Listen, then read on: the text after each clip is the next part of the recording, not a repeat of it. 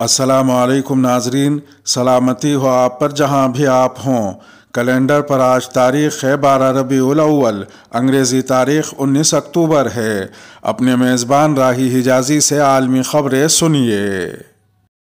ننگرہار میں طالبان کے ہاتھوں داعش کا ذمہ دار گرفتار۔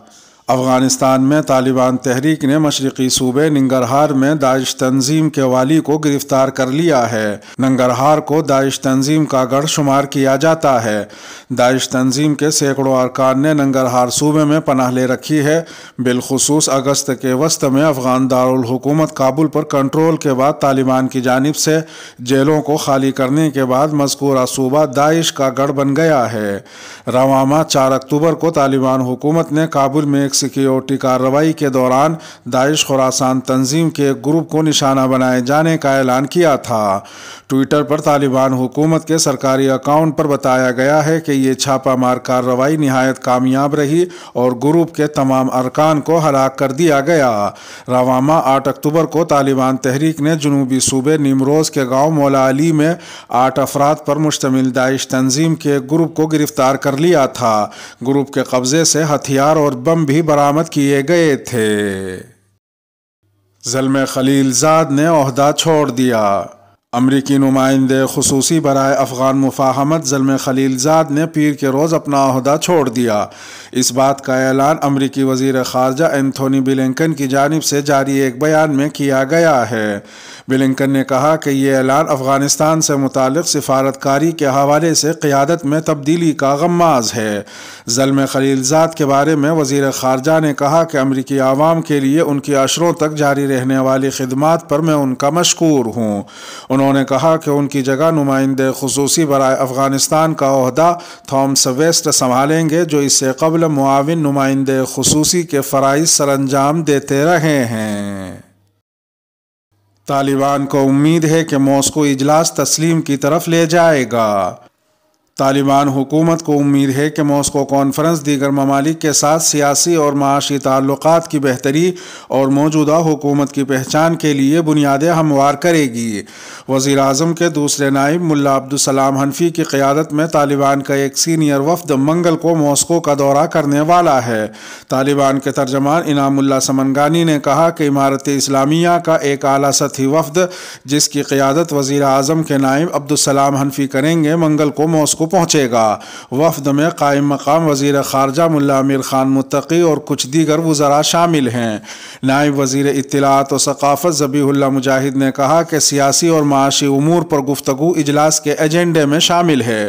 انہوں نے کہا کہ ہم امید کرتے ہیں کہ یہ اجلاس سیاسی طور پر اچھے اقدامات کے ساتھ ساتھ دیگر ممالک کی طرف سے افغانستان میں امارت اسلامیہ کو تسلیم کرنے کی طرف قدم اٹھائے گا۔ افغانستان سے متعلق ماسکو میں ٹرائیکا پلس کا اجلاس آج ہوگا۔ افغانستان کے حوالے سے ماسکو میں ٹرائیکا پلس کا اجلاس آج منگل کو ہوگا۔ پاکستانی وفد نمائندگی کے لیے روس پہنچ گیا ہے۔ افغانستان کے لیے پاکستان کے نمائندے خصوصی محمد صادق روس پہنچے ہیں، جہاں وہ ماسکو میں افغانستان سے متعلق ہونے والے 2 اجلاسوں میں شرکت کریں گے۔ واضح رہے کہ پہلے آج منگل کو ماسکو میں ٹرائیکا پلس کا اجلاس ہو رہا ہے، جس میں روس، چین، امریکہ اور پاکستان کو دعوت دی گئی ہے۔ اس کے بعد کل بدھ کو ماسکو فارمیٹ مذاکرات کے فورم کا اجلاس ہوگا، جس میں پاکستان کے علاوہ خطے کے دیگر ممالک شرکت کریں گے۔ سرکاری ذرائع کے مطابق اجلاسوں کے ایجنڈے میں 2 اہم نکات ہیں، جن میں افغانستان میں وسیع البنیاد حکومت کا قیام اور افغانستان میں طالبان حکومت کے ساتھ امداد سے متعلق بحث ہوگی۔ بنگلہ دیش میں مذہبی تشدد کے واقعات میں اضافہ، 2 اور ہندوؤں کو قتل کر دیا گیا۔ بنگلہ دیش میں ہر گزرتے دن کے ساتھ مذہبی تشدد کے واقعات میں اضافہ ہوتا جا رہا ہے۔ بین الاقوامی میڈیا کے مطابق تازہ واقعے میں مزید 2 ہندو قتل کر دیے گئے۔ بنگلہ دیش میں اسی ہفتے شروع ہوئے مذہبی تشدد میں تاحال 6 ہندو قتل کیے جا چکے ہیں۔ بنگلہ دیش میں پولیس نے مزید 2 ہندوؤں کے قتل کی تصدیق کر دی۔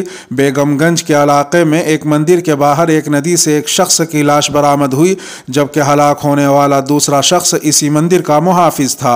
مقامی پولیس اہلکار کے مطابق ہندو برادری کے ارکان 10 روزہ درگا پوجا کی آخری رسومات ادا کرنے کی تیاریوں میں تھے کہ 200 افراد پر مشتمل ایک گروہ نے مندر پر دھاوا بول دیا۔ اسی دوران مندر کی کمیٹی کے ایک سینئر رکن کو بھی قتل کر دیا گیا۔ واضح رہے کہ رواں ہفتے بنگلہ دیش کی وزیر اعظم شیخ حسینہ واجد نے انڈیا کو یہ مشورہ دیا تھا کہ انڈیا کو ہندو شرپسندوں کے ساتھ سختی سے پیش آنا چاہیے۔ انہوں نے کہا تھا کہ انڈیا میں ایسا کچھ نہیں ہونا چاہیے جو ہمارے ملک کو متاثر کرے اور ہمارے ملک میں ہندوؤں کو مشکلات کا سامنا کرنا پڑے۔ ہسپانوی وزیر اعظم کا ملک سے جسم فروشی کو ختم کرنے کا عزم۔ اسپین کے وزیر اعظم نے اعلان کیا ہے کہ وہ ملک میں جسم فروشی پر پابندی لگانے والے ہیں۔ پارٹی کی 3 روزہ کانفرنس میں پارٹی کارکنان سے خطاب کے دوران ہسپانوی وزیر اعظم نے کہا کہ جسم فروشی کا عمل خواتین کو غلام بناتا ہے۔ وزیر اعظم نے گھریلو تشدد کے خلاف سخت قوانین اور کم سے کم اجرت مقرر کرنے جیسے امور کا حوالہ دیتے ہوئے اپنی حکومت کی پالیسیوں اور کامیابیوں کا ذکر کیا۔ ان کے مطابق اس کانگریس سے ایک اور عزم ابھرتا ہے جسے میں نافذ کروں گا۔ ہم جسم فروشی کو ختم کر کے آگے بڑھیں گے جو خواتین کو غلام بناتی ہے۔ تاہم ہسپانوی وزیر اعظم نے اس کی تفصیلات نہیں بتائیں کہ وہ اس پالیسی پر کیسے اور کب عمل کریں گے۔ واضح رہے کہ اسپین میں جنسی استحصال اور اس کی دلالی پر پہلے سے ہی پابندی عائد ہے، تاہم جسم فروشی سے متعلق اصول و ضوابط کا فقدان ہے۔ قانونی طور پر ایسے افراد کے لیے کوئی سزا نہیں ہے جو اپنی مرضی سے جنسی خدمات پیش کرتے ہیں، بشرط یہ ہے کہ اس طرح کے افعال عوامی جگہوں پر نہ کیے جائیں۔ العبدیہ میں 24 گھنٹوں کے دوران 150 حوثی جنگجو ہلاک اور زخمی۔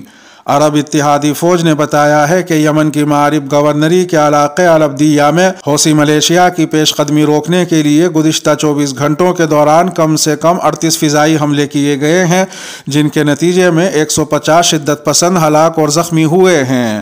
عرب اتحاد کی جانب سے جاری کردہ بیان میں کہا گیا ہے کہ حوثی ملیشیا کی 13 گاڑیاں تباہ ہو گئی ہیں، جبکہ 150 کے قریب حوثی عناصر مارے گئے یا زخمی ہوئے ہیں۔ عرب اتحاد نے اقوام متحدہ کے امدادی اداروں پر زور دیا کہ وہ کئی ہفتوں سے حوثیوں کے محاصرے میں گھرے العبدیہ کے یمنیوں کے حوالے سے اپنی ذمہ داریاں پوری کریں۔ بن مقامات پر ماسک پہننا لازمی ہے۔ سعودی عرب کی وزارت داخلہ کے سیکیورٹی ترجمان کرنل طلال الشہلوب نے زور دیا ہے کہ بند جگہوں اور ٹرانسپورٹ سروس میں سواری کے دوران ماسک پہننا لازمی ہے۔ ان کا کہنا ہے کہ صرف کھلے مقامات پر ماسک کی چھوٹ دی گئی ہے۔ انہوں نے کورونا وبا پر تازہ ترین پیش رفت کے حوالے سے ایک پریس کانفرنس کے دوران وضاحت کی کہ ملک میں صحت کی صورتحال پر مسلسل نظر رکھی جا رہی ہے۔ اس حوالے سے کوئی بھی اقدام وبا کے اثرات اور اس حوالے سے ہونے والی پیش رفت کو مد نظر رکھ کر کیے جائیں گے۔ خیال رہے کہ سعودی وزارت صحت نے سعودی عرب میں گزشتہ 24 گھنٹوں کے دوران کورونا وائرس کے 41 نئے کیسز اور 3 اموات کی تصدیق کی ہے۔ بچوں کے نامناسب رویے کی سزا اب والدین کو ملے گی۔ چین کی پارلیمنٹ میں ایسا بل آنے والا ہے جس کے مطابق بچوں کے نامناسب رویے کی سزا اب ان کے والدین کو دی جائے گی۔ خبر رساں ادارے روئٹرز کے مطابق فیملی ایجوکیشن پروموشن نامی قانونی مسودے میں کہا گیا ہے کہ اگر پروسیکیوٹر نے والدین کی تربیت کے دوران بچوں کے نامناسب رویے یا ان میں پیدا ہونے والا مجرمانہ برتاؤ دیکھا تو اس صورت میں اس کے سرپرست کی سرزنش ہوگی۔